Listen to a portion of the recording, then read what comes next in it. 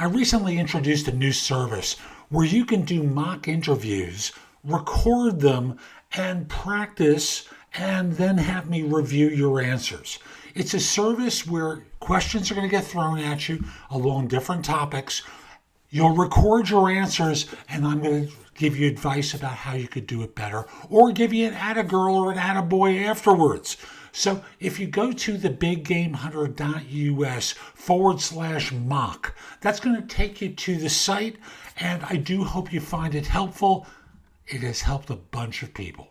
Now, let's get going.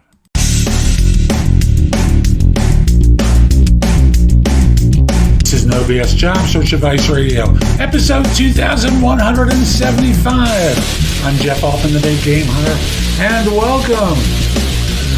I'm betwixt and between. I got a new computer.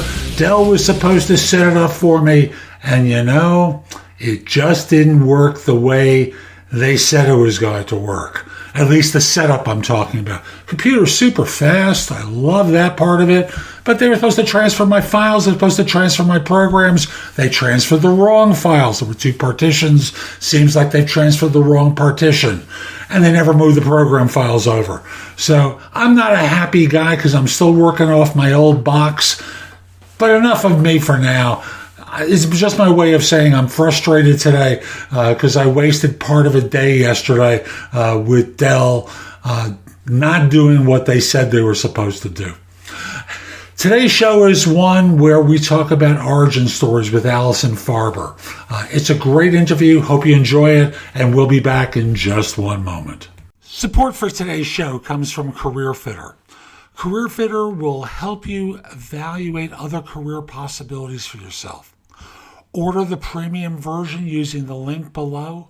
Take 10 minutes, answer 60 questions, I believe it is, and they'll give you some ideas that will get you thinking. And that's really what you want to be doing. Having outside input help you think about ideas. So again, use the link in the show notes, order the premium version. So my guest today is Alison Farber, a career and communications coach through her two businesses, Affordable Career Consulting and the Inspirocity Institute. That's INSPIROCITY Institute. She's helped hundreds of professionals, generally people between 30 and 45, create intentional and sometimes unconventional career paths and build personal brands to get what they want from the professional world. Alison, welcome. Hey, thank you so much for having me. It is my pleasure to do that. Now, folks, we're going to be talking about a whole bunch of stuff, but we're going to start off with, what the heck is an origin story? I'm so glad that you asked, Jeff. So an origin story is one thing that I work with my clients straight up front, and it's actually to answer one of the most dreaded questions, which is, tell me a little bit about yourself. So very early on in my career as a coach, I started just straight up career coaching because as a hiring manager beforehand, I realized that a lot of people struggled with this question. And it's 99% of the interviews that we have is the first question that you get asked. And people sit there, and if you read advice online, folks tend to just go backwards through their resume. And as somebody doing the interviewing, it's just kind of like falling asleep a little bit because it's a little bit boring. So as a communications coach and as somebody who's focused on very dynamic conversations, we want to focus in on being dynamic from the onset so we can really establish who we are and be impactful from the get-go of really sensitive conversations. So an origin story is a really great way to do this. And I frame it up based on like superhero origin stories. So if you know Spider-Man, that's probably the most famous origin story that's out there, right? So Spider-Man, he got bit by a radioactive spider, but that didn't turn him into Spider-Man. He did something before. He was a nerdy kid before, got bit by a radioactive spider, decided to do things for his own stuff, made some questionable choices, but then a moment happened that made him realize that he had to be Spider-Man, right? There's a narrative arc in there. And what's interesting is that as individuals, we can actually take that origin story and apply it to our own career paths. And this is really great for if you're changing career paths or something along those lines, and you're going through and you want to articulate that moment of change and that moment of inspiration for yourself and what's put you onto this new alignment. Because everything comes from something else. We're always reinventing ourselves as we go through life. And this is a great way to put it into a narrative arc for somebody else. Stories. Yes, absolutely. When you teach people origin stories, how long should they be when they're presenting them? So honestly, the length, we try to keep it to, less is more, but it's more important that we get the point across. So we don't want to just go into little asides and get off topic or anything like that. It's very strategic to say, so I haven't always been in this profession. Where I started was over here. And what I did was I got curious about something else for some reason. So I investigated it more, I learned more, I developed, and now I got to this point of inspiration where I decided to make the shift. And that's why I'm here in front of you today. So if we follow that narrative arc, it makes it really, really concise and clear for somebody. And it also starts to articulate those transferable skills that you're bringing along the journey with you that otherwise might not be highlighted in the past. So when I think of them, it's an emotional story as well. Mm-hmm. So for example, it's not quite the flat recitation that Alison just gave. A little bit of acting and heart goes into it so that Absolutely. They can feel the feelings that you went through and understand the anguish that I was over here, but I became interested in this. So I went exploring and I went on the hero's journey into the lion's den, into the desert. I went exploring, but I was still over here, but I was curious about, and remember, you're an entertainer when you do an interview. You're putting on a performance, trying to connect with the interviewer so that in this way they get you. Yeah. And the huge part of it being an origin story as well is that it's your story. So that emotion is already ingrained into it. So as an example, I'm more than happy to give my origin story, which is I started, obviously I haven't been a coach my entire life. It would be great if I was, but nope, everybody has a wiggly way of getting there. So back before I started this, I was actually a head of sales and marketing for several very successful software companies. And even though I was really good at my job, what I found was that the thing that really inspired me was helping my teams, seeing those individuals grow and prosper in their careers, even if it meant that eventually they had to leave my department, which to be honest, got me in a little bit of trouble because I was encouraging people to quit sometimes.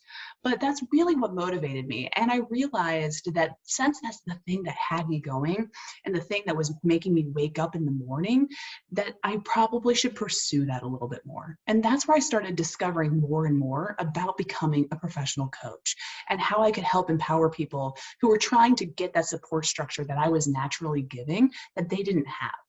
And so through that exploration and through that experience, eventually it got to that point where I realized that I had to quit the day job and do this full time so that I could give back and continue feeding not only those individuals, but also that inner calling that I had. And so that's why I'm here today. And so see, there's already an emotional connection because it showed that vulnerability, it shows that thoughtfulness, and it shows that introspection, which as an interviewer, right, going on the tactile side, as an interviewer, like that's what we need to know. We need to know who you are, how you think, how you operate. So, yep. Versus all the other people who walk in and say factual stuff. It's like in sales, there's features and benefits that they talk about when you're selling product. So there are people who walk in and they'll talk about, well, I've done this, I've done that, I've done this, I've done that. And if they can read a resume, they're talking to 5 to 10 people who can do this and who can do that. And yes, they'll eliminate half of them who really can't do it. But then how do they choose between you and the other 4? Yeah. And in sales, we actually have there's actually a saying for that, which is called the deal is won in discovery. And so that's the conversation that you have before the features and before the qualifications to say, yes, I can live up to those expectations. It is asking the questions and doing the digging to find what matters to your audience so that you can connect with them on that emotional level. So it's not enough to say, I can do what you're advertising, but you have to get to the why. Why are they advertising that way? How does that organization work? All that type of stuff. And that's where the real choices start to get made, because it's not just they can do it, but also because they like you. They like you and you are their people and they trust you. And so that's why we start with origin stories. That's why we start with a really compelling, tell me about yourself statement. Ooh, and we're going to go into that just one moment. Yeah. Now, folks, if you've watched me for any length of time, you know I believe that firms are incapable of assessing for fit. And the reason I say that is you're on good behavior and so are they. So each of you is putting on an act for one another. But someone's got to lower the guard first to actually see if there's a fit. And truthfully, it's got to be you first, because they're in there in selling mode. And I know that's typically what you're going to do. So giving a little bit of vulnerability makes all the difference in the world for you and for them, because they're going to be interacting with the real you and not the act. Mm-hmm. Yep. And so you have to show up as your authentic self, and also peppering those questions throughout the interview too. I know we're getting a little bit off, but peppering those questions throughout the interview as well. So it's an engaging conversation. Nobody likes being, just spewing out questions and getting talked at for a half hour or an hour. But also so that you can do a little bit of digging to see really what the inside of that organization is actually like. And so if you ask about people's management style, if you ask about the culture, if you ask about what a day in the life is like, you can start to pick up on whether or not they're giving you the shiny, fancy thing, or if they're giving you the real answers to your questions. It goes both ways here. Especially when you talk to the team at some point during the interview and you explore with them some of the things you've been told by the hiring manager, and you go, oh. Kind of winces a little bit. Yeah. Now, on to tell me about yourself. Mm-hmm. So with the idea of using the origin story as the framework for how to answer tell me about yourself, how do you approach it? Mm-hmm. So the origin story is really great for people who are going through a little bit of a career transition. So this is something that they're coming from a background that's not quite in line, a not linear progression for their career. So that's where origin story sits. But tell me about yourself answer that's a little bit more formulaic helps open up some of that vulnerability and also helps pinpoint what you want to talk about. So you're editorializing your experience. And that's what's really nice about this, because once you go into an interview, you should just forget that the resume is there. Like, just, they've read it, maybe. You wrote it, so you've read it. Cool. Don't refer to it again, because that's getting the concentration and focus off of you. So by answering tell me about yourself thoughtfully, it's editorializing and talking about and setting up the plate for what you want to talk about within the interview and starting to take control and ownership over that conversation. Following me so far? I saw your eyes glaze over a little bit. No glaze. No chocolate glaze. So when we go into an interview, there's a certain formula to follow. And the first one is to really focus on why you're there. So after you say, thank you for the opportunity, I'm really excited about this conversation, et cetera, it's showing that you're humble. Then you want to go into why you're in the room. And it should be, I teach my clients that it's whatever made you click apply, besides the fact that you can do all of the things, right? You know you can, or at least 80% of the things, and that you need a job. That's fine.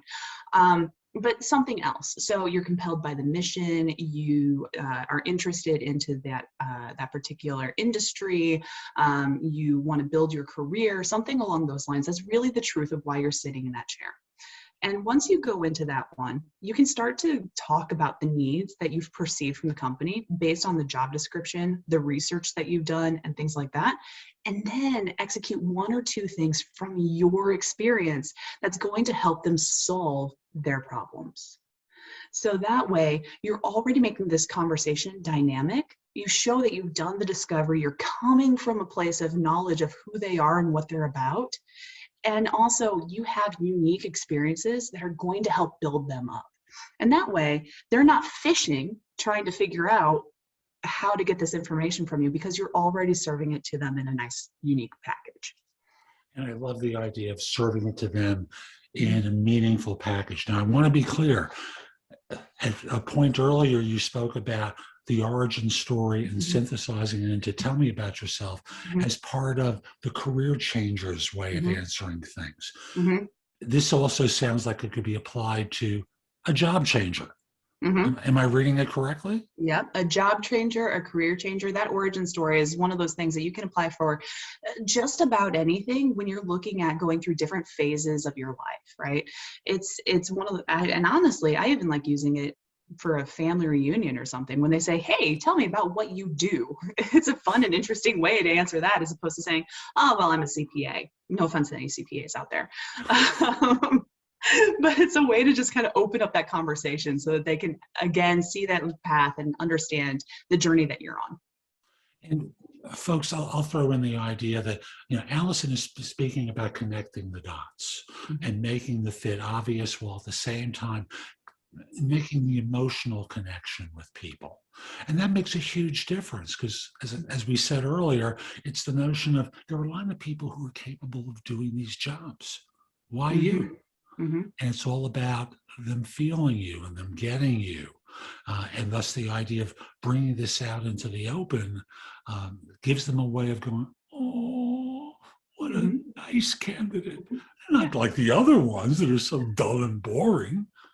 It's a way for them at the beginning of the conversation to say, I like you. I like you. And so I'm really going to actually spend time getting underneath here and really understanding a little bit more about what makes you tick. And that vulnerability is just so important to make those connections for them and to just answer the elephants in the room. The other thing, I think I just lost my train of thought. The other thing was that when we're talking about introducing yourself, there's the phrase of personal branding really just kind of spinning around the internet right now. What is it? Some people say it's how you appear on social media.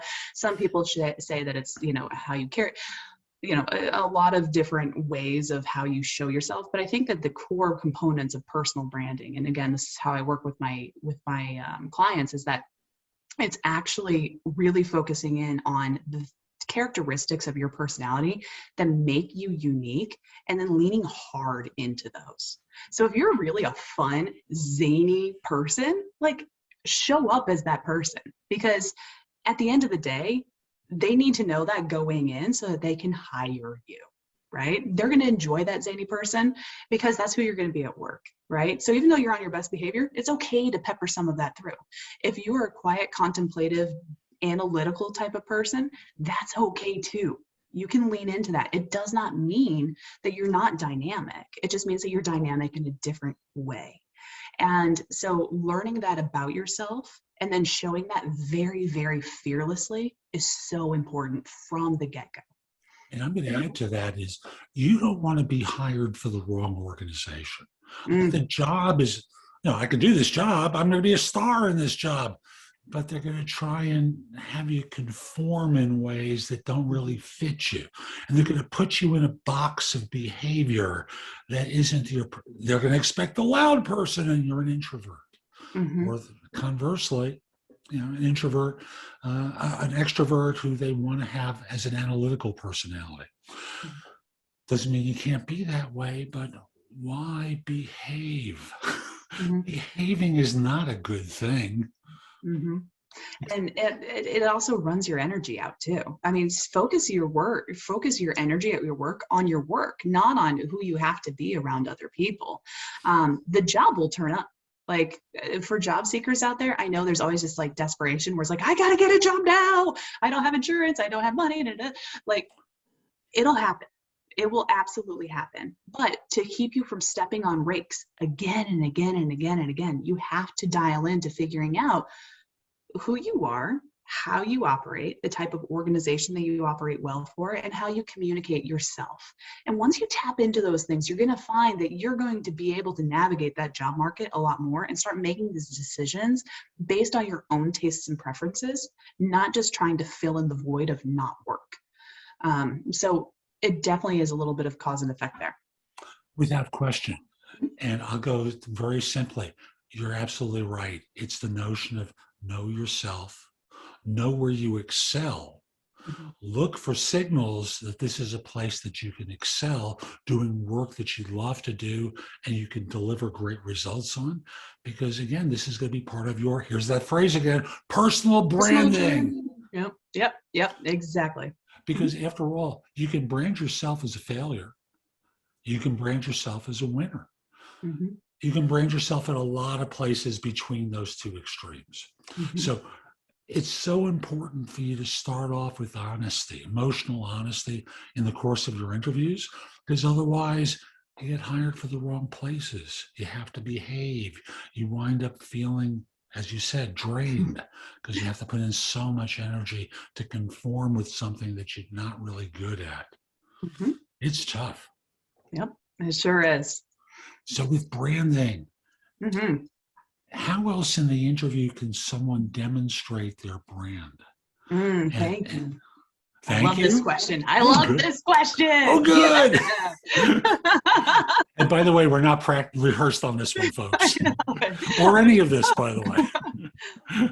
Yeah, no, I love this question, and there's a couple of different ways that we can bring our branding throughout the whole thing. And one goes back to that open and honesty. So I'm not telling you to be vulnerable to the point where you're going to cry or anything, but sharing things that are thoughtful, right? Sharing, and also when you're giving answers, specifically behavioral and situational questions, a lot of people focus on the what happened. And while that's kind of important, what we really want to know as interviewers, what people are really looking for, is how you take complex problems and how you think and resolve them. And so opening up that little vulnerability box and really starting to articulate not only what happened, but what you thought about, who you communicated with, how you felt, those types of things. And you start peppering those through your answer, and you talk about how you get to a solution as opposed to what the solution just is. That's how they're going to really start to know and start to get the nuances of, one, how you communicate, and two, how you view things and how you operate, which is really, really hard for people doing the hiring to do. A lot of times we're just going to have to take our best guess and then place them into it. So again, you're giving those clues to saying, this is how I'm going to operate within your organization because I'm telling you how I think and how I react to situations.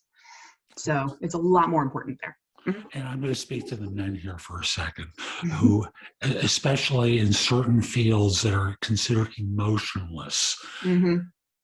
tech, engineering, accounting, there are places where you may need to practice opening up Mm-hmm. and, rehearse your stories in advance. Mm-hmm.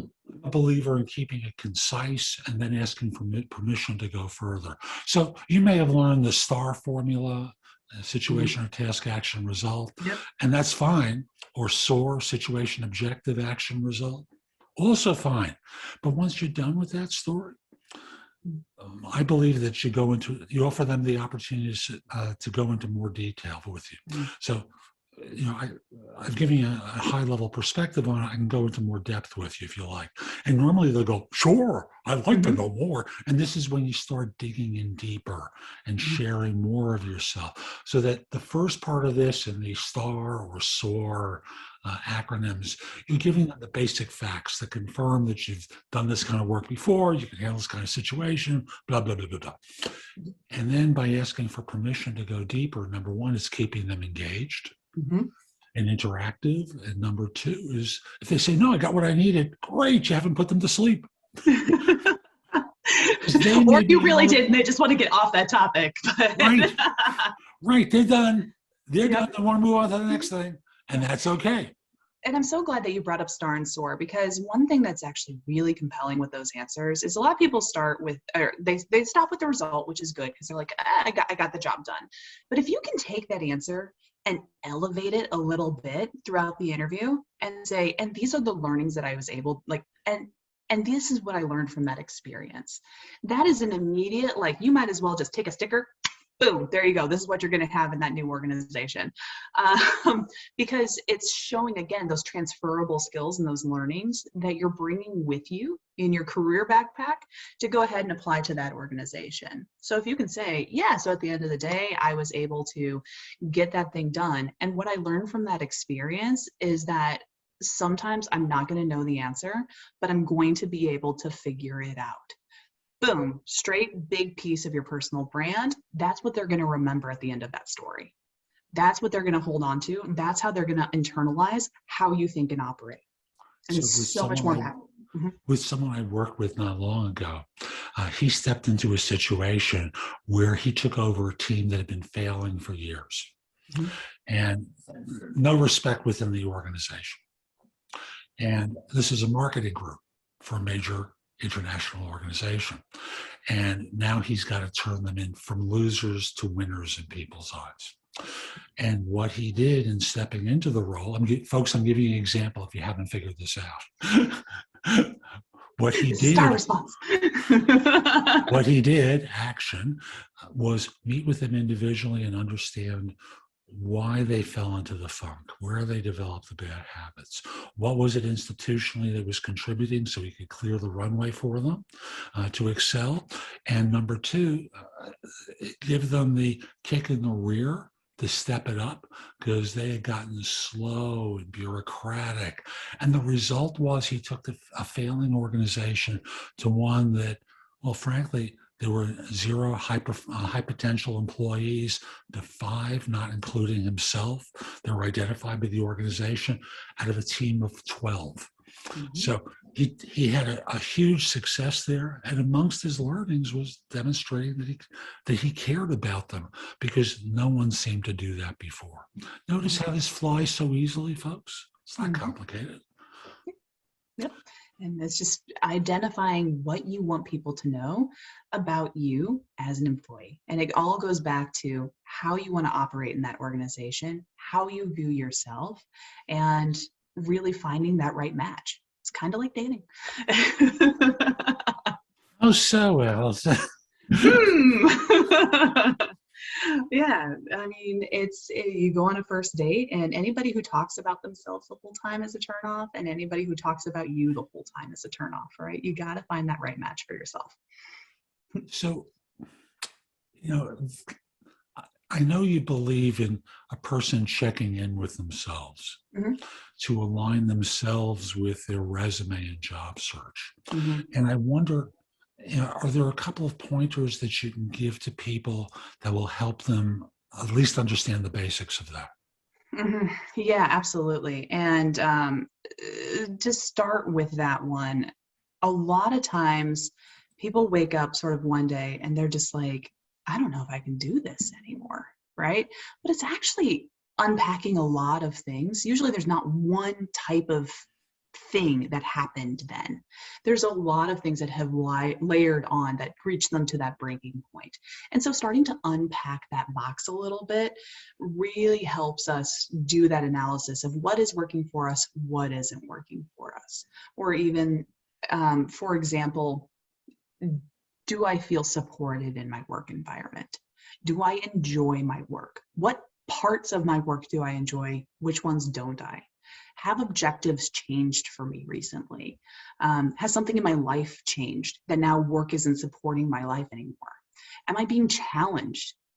Or am I just kind of showing up and that's starting to wear me down? It's all these little tiny questions, and I can absolutely get you a worksheet on those questions, but it's all these tiny questions that we start to ask ourselves to unpack that box to understand what it is, what that barometer is of why we're feeling frustrated, why we're feeling stuck. And sometimes it's just as simple as, I'm not interested in this line of work anymore. Something else came in. I used to be passionate about this, but now I learned something through my career that I want to explore that opportunity. And that's okay. Like, that's absolutely okay. We are always changing and growing. And a lot of times what happens is that we change and grow as individuals, but we don't allow our careers to keep up with that. And that's when we start to get into unhealthy cycles, and we get into these periods of quitting jobs and getting into new jobs, but they're kind of the same job. We keep stepping on the same rake over and over again. And the notion, folks, that you should settle is ridiculous. It's the habit of ennui. Ennui involves a certain degree of lethargy and boredom. And people get into habits and bad behaviors that cause them to start not caring anymore. And it's sad to see. And if you identify with that feeling, this is a great video for you, because frankly, it's time to wake up again and get the passion back in your life, back in your career, and feel excited again. There's something that's giving you a case of what Zig Ziglar used to call stinking thinking. And I love that funny old alliteration. And get back into excitement again. Absolutely.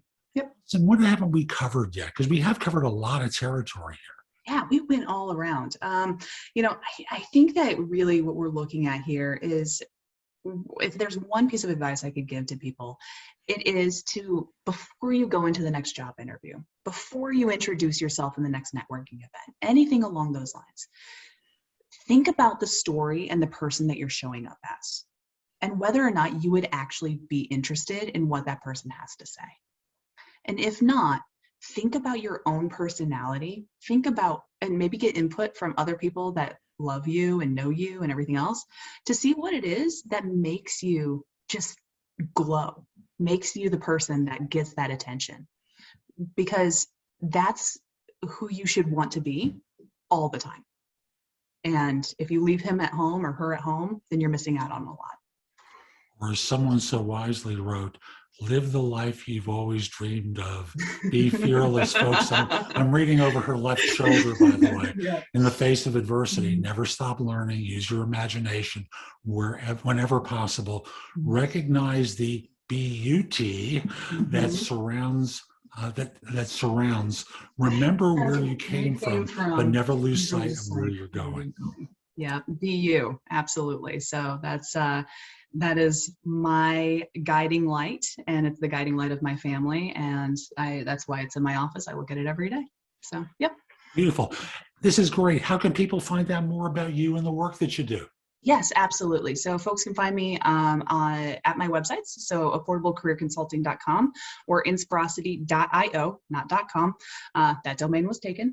They can also follow me on Facebook, LinkedIn, and Instagram. My Instagram handle is @CoachyAF, so Coach YAF.